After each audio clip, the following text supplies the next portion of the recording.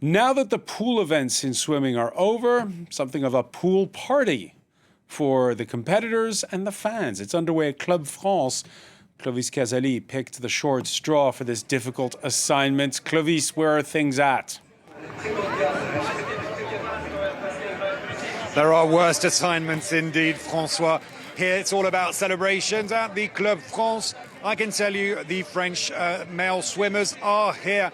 Léon Marchand, the superstar, the new Michael Phelps, as so many people are calling him, with his 4 gold medals, and also his partners who he won the bronze in relay, all here, including Florent Manodou.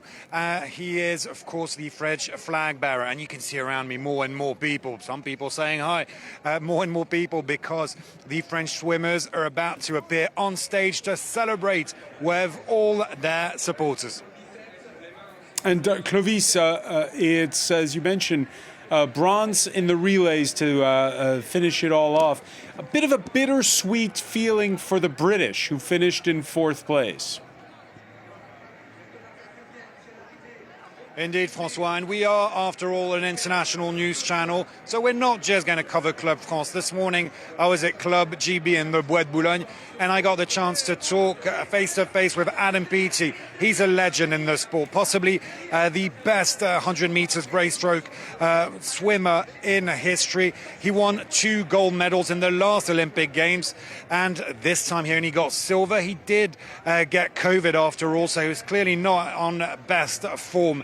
I asked him about doping accusations he's been making. Actually, let's talk about a lack of transparency, as he puts it, and he believes China should be under scrutiny. Let's listen to him. I think the lack of transparency is very disappointing, firstly, from WADA, and very suspicious. So, you know, I'm always a spoken athlete, because I know how hard it is for an athlete who plays fair and true to do this sport. And I don't want to leave it in a place where, you know, maybe in 4 years' time, leave it in a place where, you know, people are getting away with it.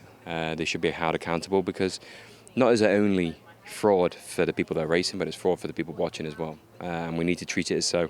And we just need to be better. And the people who are doing those jobs need to do it better. There's a lot of great people in sport, amazing people, but there's also people who let it down. And I think the transparency is going to be absolutely, it's just going to be crucial the next, you know, few Olympic Games, to make sure that trust is still there.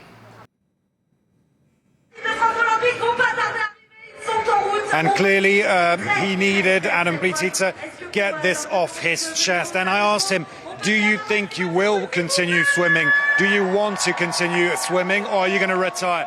He said he needed to take time to think about the situation, take time to talk to his family and friends about it. Of course, when you're such a big swimmer, such an athlete, it's a lot of sacrifices, and possibly he wants to take some rest for a bit. Anyway, he said he wanted to go back to the UK, rest. These games were still good for him. He did clinch silver, and he saw his teammates win the gold in the 200-meter medley relay. So it was still good games for him. And I asked him, of course, him and his teammates, how have these Paris Games been according to you? And he said, great atmosphere.